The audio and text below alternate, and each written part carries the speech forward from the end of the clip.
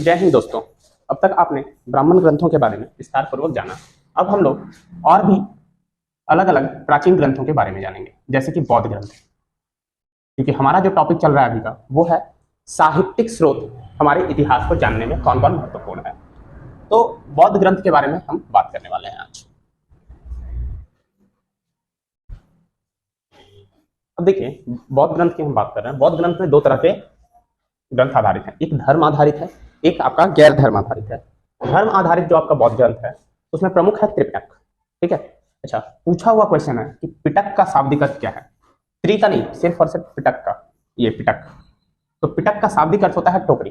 तो त्रिपिटक का अर्थ क्या हो जाएगा गाइस?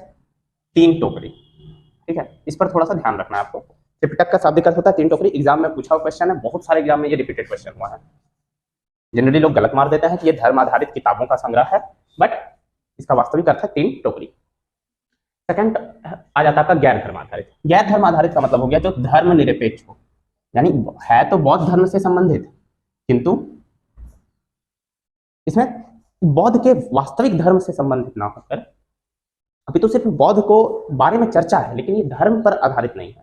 ठीक है, जैसे चाणक्य का अर्थशास्त्र हम बोल सकते हैं, पनिनी का आप व्याकरण बोल सकते हैं, पतंजलि का महाभाष्य बोल सकते हैं ब्राह्मण ग्रंथों में। ठीक है, कात्यायन की वर्तिका बोल सकते हैं। ठीक उसी तरह यहाँ पर भी कुछ गैर धर्म आधारित किताबें मैं बताऊंगा, लेकिन सबसे पहले बौद्ध ग्रंथ में धर्म आधारित किताबों के बारे में बता दें, जिसमें सबसे महत्वपूर्ण है त्रिपिटक, यानी तीन टोकरी। इसमें और देखो, बौद्ध धर्म की जो फेवरेट भाषा है वो है आपकी पाली भाषा है। मोस्ट इंपॉर्टेंट याद रखना है। तो त्रिपिटक भी कौन है? पाली भाषा में लिखी गई है। अच्छा, पाली भाषा में लिखी गई त्रिपिटक किसके संरक्षण में लिखी गई? ठीक है, तो श्रीलंका के एक शासक थे वत्गामिनी। ठीक है, उनके समय में लिपिबद्ध किया गया, लिपि में लिखा गया। जैसे हम लोग हिंदी बोलते हैं, लेकिन हमारी लिपि क्या हो जाती है? देवनागरी लिपि हो जाती है। इंग्लिश हम लोग बोलते हैं, लेकिन लिपि कौन सी हमारी? रोमन लिपि है। ठीक है, तो उसी तरह यहाँ पर श्रीलंका के शासक वत्गामिनी ने लिपिबद्ध किया, यानी उसका व्याकरण तौर पे, यानी हर तरीके से शुद्धिकरण किया। अब देखो, त्रिपिटक में तीन ग्रंथ आते हैं, विनय पिटक, सूत पिटक, अभिधम्म पिटक। ठीक है, विनय पिटक, सूत पिटक, अभिधम्म पिटक। आपको भी साथ साथ बोलना होगा, तभी आपको चीजें याद रहेगी। विनय पिटक, सूत पिटक, अभिधम्म पिटक। विनय पिटक में क्या हो जाता है? देखो, विनय पिटक में जैसे विनय कर रहा है, विनय से आप क्या कर सकते हो? उसे मना सकते हो। विनय से आप मनाओगे तो इसमें क्या है ना कि बौद्ध धर्म में प्रवेश कैसे होना है, बौद्ध धर्म में प्रवेश कैसे लेना है। तो भाई बौद्ध धर्म में प्रवेश कैसे लेना है आपको पता होगा कि भाई हमारी जो बौद्ध धर्म है वो अहिंसा परमो धर्म में विश्वास रखता है। ठीक है, तो जाहिर सी बात है कि वो विनय आप करोगे तभी किसी को आगमन देगा। तो विनय, बौद्ध धर्म में प्रवेश कैसे लेना है, इसकी जानकारी हमें सूत पिटक, विनय पिटक से मिलती है। इसके साथ साथ इसमें कुछ है जो आपको याद रखना है। जैसे एक है खंदक विभाग। पूछा जाता है कि खंदक विभाग किससे संबंधित है, तो आपको विनय पिटक लगाना है। ठीक है, खंदक विभाग के बाद दो पॉइंट और है, एक है सूत विभंग और महाविभंग। ये भी पूछ देता है कई बार कि ये किसके भाग है, सूत विभंग और महाविभंग। देखो, गड़बड़ाते कहाँ हैं लोग, वो भी मैं आपको बता दे रहा हूँ। सूत पिटक ये दूसरा पार्ट है और सूत विभंग आपका विनय पिटक का पार्ट है। तो बच्चे यहाँ पर गड़बड़ा जाते हैं, सूत विभंग को कई बार ये लोग सूत पिटक में मारते हैं, बट ऐसा नहीं करना। सूत विभंग विनय पिटक का है और ये बहुत इंपॉर्टेंट है, जहां पर क्वेश्चन फंस जाता है। ठीक है, तो सूत पिटक विनय पिटक का भाग है, सूत विभंग विनय पिटक का भाग है। अब सूत पिटक की हम बात करते हैं। ठीक है गाइस, हम इसको थोड़ा सा ना इरेज कर लेते हैं। हाँ, आप लोग नोट डाउन कर लो, स्क्रीनशॉट ले लो, जो करना है एक बार। ठीक है, विनय पिटक बौद्ध धर्म में प्रवेश के मार्ग को बतलाता है। इसके महत्वपूर्ण पाठ हो गए सूत विभंग, खद्दक और महाविभंग। अब देखो, सूत पिटक में जनरली कहानियां हैं बाबू। क्या है? कहानियों की चर्चा है, बहुत अच्छी अच्छी बेहतरीन कहानियां हैं। ठीक है, तो भाई आपको पता होगा कि जब किसी में कहानियां आ जाती हैं तो वो सेशन लंबा हो जाता है। ठीक है, तो सबसे लंबा कौन सा है हमारा? सूत पिटक, ये वाला गाइस, सबसे बड़ा, सबसे विस्तृत, क्योंकि इसमें सिर्फ और सिर्फ कहानियों की चर्चा। हम इसके बारे में और बताएंगे आपको। इसी में दीर्घ निकाय, मंजूषम निकाय भी आता है। ठीक है, अभिधम्म पिटक के बारे में, इसमें धर्म संबंधित नियम, बौद्ध धर्म से संबंधित नियमों के बारे में चर्चा है, संबंधित नियम। ठीक है, धर्म से संबंधित नियमों के बारे में चर्चा है इसमें अभिधम्म पिटक। धम्म से धम्म याद रखिएगा, बौद्ध धर्म में कैसे क्या, कब कौन सा नियम लगेगा, ये सब अभिधम्म पिटक में लिखा गया है। ठीक है,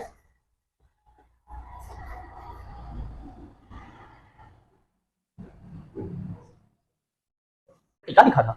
तो दीर्घ निकाय में सुमंगल वासनी और सामंत पसदी का नाम का बुद्ध घोष ने टीका लिख दिया। ठीक है, तो किस पर टीका लिखा गया है? दीर्घ निकाय पर। ठीक है, ये आपको याद रखना है, पहला ही सूत्र पिटक का पाठ है दीर्घ निकाय, और दीर्घ निकाय पर टीका लिख दिया सुमंगल वासनी सामंत प्रसिद्धिका नाम का टीका लिख दिया किसने? बुद्ध घोष ने। दूसरा है आपका मंजिम निकाय। मंजिम निकाय में क्या है दोस्तों कि ये भी एक निकाय है, बस पढ़ना है कि ये एक सूत्र पिटक का पाठ है। ठीक है, संयुक्त निकाय में सबसे बड़ा है। ठीक है, पूछा जाएगा कि विनय सूत्र पिटक का सबसे बड़ा कौन सा है इन पांचों में से, तो यह है संयुक्त निकाय। संयुक्त निकाय संयुक्त तौर पर सबसे बड़ा है। ठीक है, इसके बाद आ जाता है मोस्ट इंपॉर्टेंट, कहीं भी चले जाओ ये क्वेश्चन अगर नहीं मिला कोई भी सेट में तो फिर बेकार है। कोई भी सेट उठा लो, चाहे बीपीएससी उठा लो, यूपीएससी उठा लो, पीसीएस, एसएससी, कोई भी। ठीक है, अंगुत्तर निकाय। अंगुत्तर निकाय में किसकी चर्चा है? 16 महाजनपदों की। किसकी चर्चा है?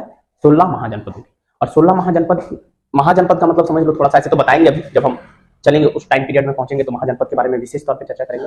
महाजनपद क्या होते हैं? भारत में जैसे अभी 28 राज्य और 8 केंद्र शासित प्रदेश हैं, ठीक उसी तरह से उस टाइम पे 16 महाजनपद हुआ करते थे भारत में।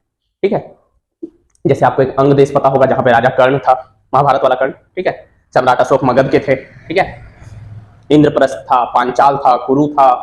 ठीक है, उज्जैन, अवंती, तक्षशिला, ये सब बहुत ही फेमस नाम है। हम आपको विस्तृत तौर पर 16 महाजनपदों के बारे में बताएंगे। उनकी राजधानी कहाँ थी, आज वर्तमान भूभाग किस क्षेत्र में है, ये सब पूछा जाता है वहां से। पांचवा पॉइंट है खुद्दक निकाय। खुद्दक निकाय में धम्मपद एक पद है। ठीक है, एक जैसे होता है ना कि कई बार किताबें होती है, जैसे महाभारत में क्या है, महाभारत पूरी किस पुस्तिका है, और उसमें भागवत गीता एक 18वां पर्व में जो हुआ है भागवत गीता, वो एक पाठ है। ठीक है, तो भागवत गीता एक पाठ है, तो उसी तरह खुद्दक निकाय भी एक पुस्तक है, उसमें धम्म पद लिखा गया है, और इस धम्म पद को बौद्ध साहित्य का गीता भी कहते हैं। ठीक है, खुद्दक निकाय धम्म पद बौद्ध साहित्य का गीता है। अच्छा, खुद्दक निकाय में ही एक चीज और आपको याद रखना है, इसमें थेरी गाथा है, और ये भी प्रश्न बहुत बार पूछा है कि थेरी गाथा है क्या। तो एक्चुअल में ना थेरी गाथा महिलाओं की गीतों का संकलन है, महिलाओं की गीतों का संकलन है, जो बौद्ध धर्म में महिला थी का संकलन है। ठीक है, आप कॉपी कलम रख लोगे एक, अगर हो सके तो नोट करते जाओ, नोट उतारते जाओ। थेरी गाथा महिलाओं की गीतों का संकलन है जो बौद्ध धर्म में शामिल थी। इससे भी प्रश्न बहुत आता है, थेरी गाथा किस धर्म की किताब है, थेरी गाथा में किसकी गीतों का संकलन है, बौद्ध भिक्षुनी देगा, पुरुष देगा, या फिर आपका दे देगा आपका बौद्ध के जो 2 पाठ है उनमें से किसी एक का दे देगा, तो ऑप्शन दे देगा। तो आपको याद रखना है थेरी गाथा महिलाओं की गीतों का संकलन है, और एक्चुअल में ना महिलाओं यानी कि वही हो गया बौद्ध भिक्षुनी। ठीक है, कंफ्यूज नहीं होना है, बौद्ध भिक्षुनी। और कितनी महिलाएं थी पता है? 70 से अधिक महिलाओं ने लिखा है। देखो यार, महिला लोग जहाँ रहेगी ना वहाँ पे गाना बजाना होगा, गीत उत गाना शुरू कर देती है, तो वहाँ पे भी बौद्ध धर्म में गीत वेद का निर्माण कर दिया। इसी को थेरी गाथा कहा जाता है। मोस्ट इंपॉर्टेंट एक ये, एक अंगुत्तर निकाय। अंगुत्तर निकाय किस पिटक से संबंधित है? सूत्र पिटक से संबंधित है। ठीक है, खुद्दक निकाय में धम्मपद है, इसमें बौद्ध साहित्य का गीता है, और दीर्घ निकाय में सुमंगल वासनी सामंत प्रसिद्धिका का टीका लिखा है किसने? बुद्ध घोष ने। अब बढ़ते हैं गैर धर्म आधारित।